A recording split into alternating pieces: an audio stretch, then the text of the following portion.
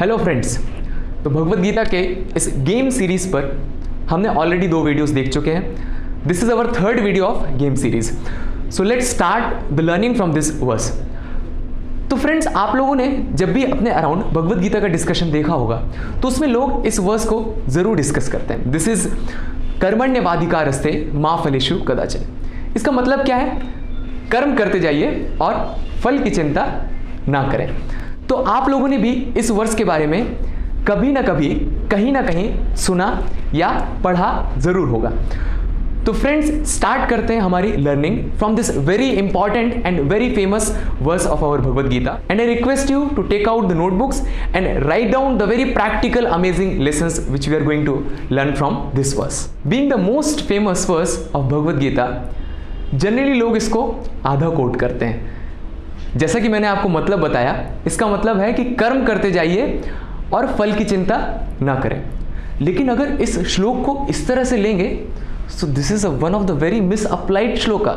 For example, कि आपने exams के लिए बहुत मेहनत किया और आपने पूरे दिन पढ़ाई की, पूरे रात पढ़ाई की और पूरे साल तक पढ़ाई की, और आप एग्जाम देने गए, आपने मेहनत से एग्जाम लिखा और उसका रिजल्ट आया और आप टीचर के पास गए कि मैम मेरा रिजल्ट कितना आया, और टीचर ने बोल दिया कि हम आपको प्रमोट नहीं कर सकते, बेटा कर्म करते जाओ लेकिन फल की चिंता मत करो। तो सोचो कैसा होगा। So hence people misinterpret this shloka and they spread false knowledge about it. Today we are going to learn the real meaning of this shloka. So let's start the lessons from this very amazing verse of Bhagavad Gita. So our first lesson of this verse of Bhagavad Gita is goal changes, role changes. तो क्या है इसका मतलब? तो दोस्तों, कि किसी भी काम को करते हुए सबसे पहले ये इंपॉर्टेंट है कि हमारा गोल फिक्स होना चाहिए कि हम किसके लिए काम कर रहे हैं। Generally people work in 2 ways. जब भी किसी काम को करते हैं 2 तरीके हैं उसको करने के। पहला है they do the effort and second type is they do the effort with worry. 90% of the people in this world effort करते हैं लेकिन एक वरी के साथ, एक टेंशन के साथ। So what is the problem with that? तो let me explain you with some example. तो जनरली आपने देखा होगा कि जब भी किसी भी काम को हम स्टार्ट करते हैं तो हमारे माइंड में एक ये फियर जरूर रहता है, यार कहीं मैं फेल ना हो जाऊं, और फेल हो गया तो क्या होगा, लोग मेरे बारे में क्या सोचेंगे, है ना? ऐसा सोचते हैं। तो इसमें प्रॉब्लम क्या है? प्रॉब्लम ये है कि that we can not give our 100% in this. For example, आपने किसी एग्जाम के लिए बहुत मेहनत किया, लेकिन जनरली ऐसा होता है कि 100% तो पूरा कोई प्रिपेयर कर नहीं पाता है।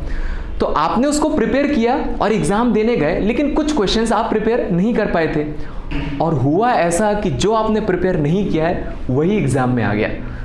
तो क्या होता है? इमीडिएटली सभी को पता है, वो एक टेंशन आ जाता है माइंड में, एक वरी आ जाता है कि अगर मैंने अपना 100% नहीं दिया तो क्या होगा, अगर मैं फेल हो गया तो क्या होगा।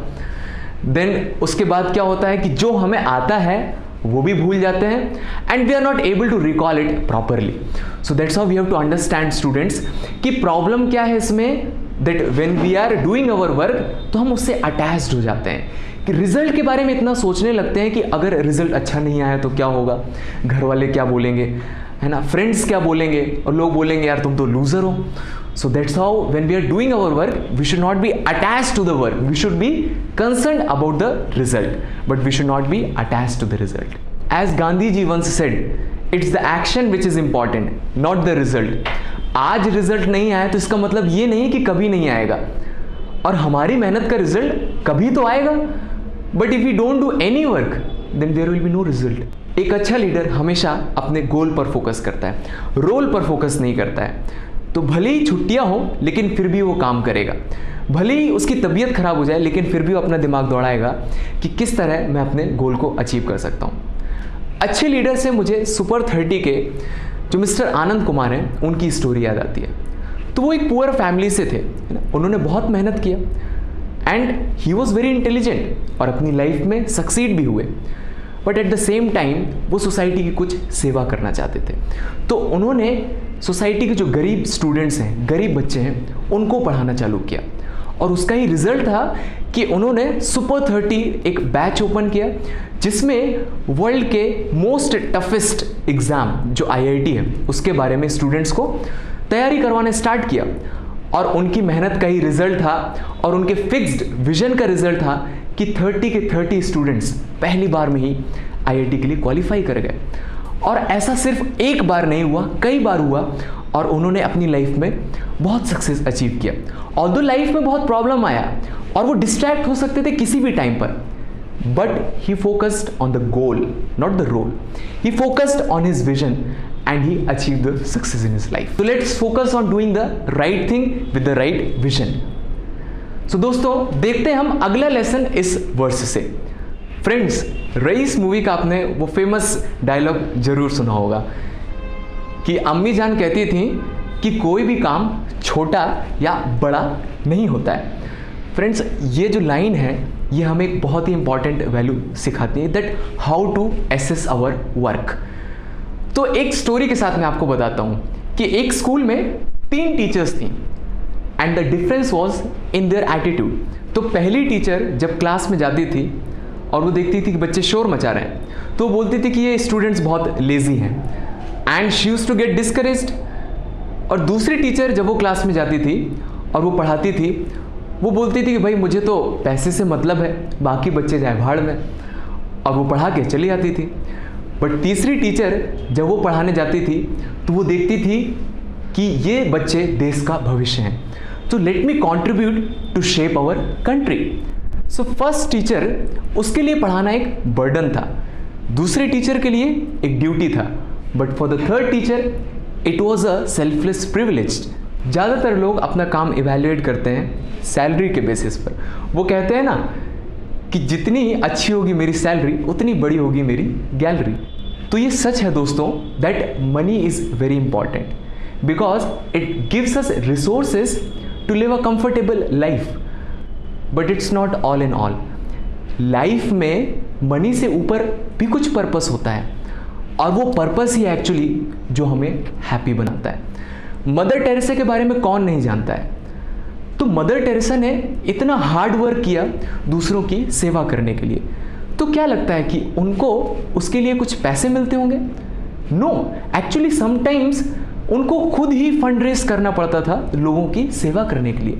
लेकिन आपको पता है दोस्तों वो ऐसा क्यों करती थी, क्यों इतनी मेहनत करती थी दूसरों की सेवा करने के लिए? क्योंकि उनको खुशी मिलती थी। It was the happiness which she was getting. Mother Teresa जैसे great soul, they do not work for money because for them work itself is a reward. So दोस्तों, Krishna says in Bhagavad Gita that don't assess your work with terms of money, but there is a higher purpose of that. So दोस्तों, हमारा अगला lesson है that we are the makers of our destiny, not the masters of our destiny. तो आप लोगों ने volt 1 का वो वीडियो ज़रूर देखा होगा जिसमें सर ने डेस्टिनी के बारे में डिस्कशन किया है, और अगर नहीं देखा है तो I request you that for details you can go there and watch it, but short में आपको मैं यहाँ बताऊंगा। तो दोस्तों, अगर कोई सोचे कि भैया एस्ट्रोलॉजर ने मुझे बोला है कि तुम्हारी लाइफ में सब कुछ अच्छा होगा, तो क्या मैं उसके अकॉर्डिंग चलूँगा and I don't do any work? तो एक बार एक स्टूडेंट एस्ट्रोलॉजर के पास गया और उसने अपना हाथ दिखाया कि मेरा हाथ देखिए। तो एस्ट्रोलॉजर ने देखा और बताया कि यार तुम्हें तो बिना कुछ मेहनत किए लाइफ में बहुत कुछ मिल जाएगा और तुम्हें कुछ ज़्यादा करना भी नहीं पड़ेगा। तो ऐसा सुन के वो बहुत खुश हो गया और उसने मेहनत करना बंद कर दिया। लेकिन रिजल्ट क्या हुआ कि जब एग्जाम्स आए और उसे कुछ याद तो था नहीं and he got failed and he started blaming the astrologer कि यार उसने गलत बताया, ऐसा नहीं होना चाहिए। तो आपको क्या लगता है भाई इस दुनिया में कभी कुछ बिना काम के मिलेगा क्या? नहीं, काम तो करना पड़ेगा। We have to do our work, but we have to understand that result हमारे हाथ में नहीं है। That's how we are the makers of our destiny, we are not the masters of our destiny. जैसे फॉर एग्जाम्पल एक farmer होता है, तो वो खेत में मेहनत करता है and he does everything hard work, but सोचिए अगर बारिश नहीं आई तो कुछ होगा क्या? नहीं होगा। तो इसका मतलब ये तो नहीं है कि वो मेहनत करना बंद कर दे, भाई वो तो उसका काम है, and then rest depends on the God. तो सिमिलरली अपने एंडेवर में हमें अपना 100% देना चाहिए, बट रिजल्ट क्या आएगा that depends on the higher powers. जैसे फ्रेंड्स, अगर कोई एयरप्लेन में ट्रैवल कर रहा है, so we already know that it is very risky और बहुत सारे एक्सीडेंट भी होते हैं। लेकिन अगर लोग ऐसा सोचने लगें कि एक्सीडेंट की वजह से हम ट्रैवल नहीं करेंगे, so that's not the way. तो सिमिलरली लाइफ में फेलियर्स तो आएंगे, इवन द टॉपर्स उनको भी फेलियर आता है, लेकिन इसका मतलब ये तो नहीं है कि हम अपना एफर्ट रोक दें। We should not be attached to the results, but we should be concern about the result. So students, तो वोल्ट 1 में आपने पार्टिसिपेट किया होगा, अपना एफर्ट भी दिया होगा, but somehow because of some of the reasons हम उतना सक्सेस ना कर पाए। So this is another opportunity for all of you कि वोल्ट 2 के प्रॉपर नोट्स बनाइए और अपना 100% एफर्ट दीजिए, and we wish that you will surely succeed. तो फ्रेंड्स, आपका क्वेश्चन होगा कि if result is not the goal, तो हमारा गोल क्या होना चाहिए और किसके लिए हमें फोकस करना चाहिए। So let me tell you कि रिजल्ट हमारा बाद में आता है, बट गोल पहले सेट किया जाता है। So we have to do our 100% effort to have the right goal and to achieve that, और उसके बाद रिजल्ट क्या आएगा वो तो हमारे हाथ में नहीं है। तो 10 अगस्त 1979 की बात है, SLV-3 सैटेलाइट के लॉन्च का दिन था। 1000 एम्प्लॉयज़ ने पिछले 10 साल से दिन रात मेहनत करके इस प्रोजेक्ट को खड़ा किया था, और ये project this was led under the direction of the director APJ Abdul Kalam. और वो सैटेलाइट लॉन्च का दिन आया and the countdown started 5, 4, 3 minute 40 second, और immediately the computer set stop the launch. And जो 6 एक्सपर्ट्स जो APJ अब्दुल कलाम के अंडर थे, they were also discussing, but final decision तो उनको ही लेना था। So he decided that we'll take the risk and we'll go ahead against the computer। तो उन्होंने सैटेलाइट लॉन्च किया।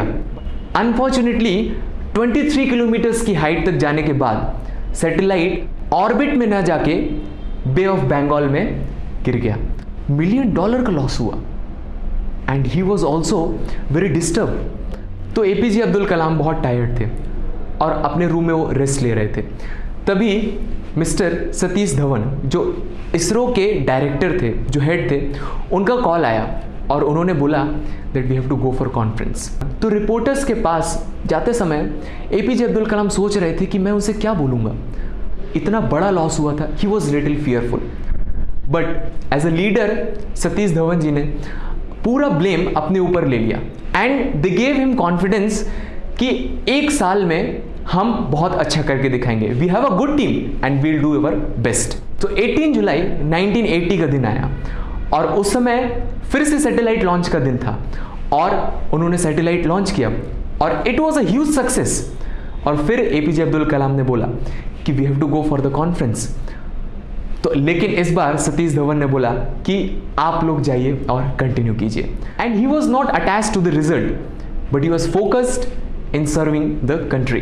तो दोस्तों, जो चीज़ हमारे हाथ में नहीं है तो उसके बारे में परेशान नहीं होना चाहिए और हमें अपना 100% देना चाहिए एफर्ट्स में, क्योंकि वो हमारे हाथ में है। तो हम अपना नेक्स्ट लेसन देखते हैं, that do your best and leave the rest. तो दोस्तों, पिछली वीडियोस में हमने देखा था एडिसन का एग्जाम्पल। इवन दो 1000 बार वो फेल हुए थे, लेकिन फिर भी वो फ्रस्ट्रेट नहीं हुए और उन्होंने अपना हमेशा बेस्ट दिया। तो ऐसा हो सकता है कि best of the players like Sachin Tendulkar और विराट कोहली ये भी 0 पर आउट हो सकते हैं। बेस्ट ऑफ द स्टूडेंट्स वो भी फेल हो सकता है। तो ऐसा ज़रूरी नहीं है कि हम एफर्ट करना ही छोड़ दें। सो दोस्तों, हमें अपना बेस्ट देना चाहिए and we should leave rest on the God. वो कहते हैं ना, you take 1 step towards God, he will take 10 steps toward you. तो अर्जुन बैटलफील्ड में वो डर गए थे कि अभी मुझे आगे क्या करना है, और उन्होंने कृष्ण से बोला कि आप मेरा रथ चलाइए और मुझे गाइड कीजिए। तो इसका मतलब ये नहीं है कि वो रथ में सो गए। क्या वो नहीं लड़ रहे थे? हाँ, वो भी लड़ रहे थे, वो भी मेहनत कर रहे थे। So students, we should give our 100% and we should leave rest on the God. वो कहते हैं ना कि मन का हो तो अच्छा, ना हो तो और भी अच्छा। सो फ्रेंड्स, आज का वीडियो हम यहीं रोकेंगे and I request you that make proper notes, join our Telegram channel to get all the informations related to Bolt 2 और मुझे बताइए कि इस वीडियो से एक लर्निंग जो आपको बहुत अच्छी लगी, and let me know what was the best part of the video which you could appreciate it, and stay tuned, we'll meet in the next video. Thank you very much.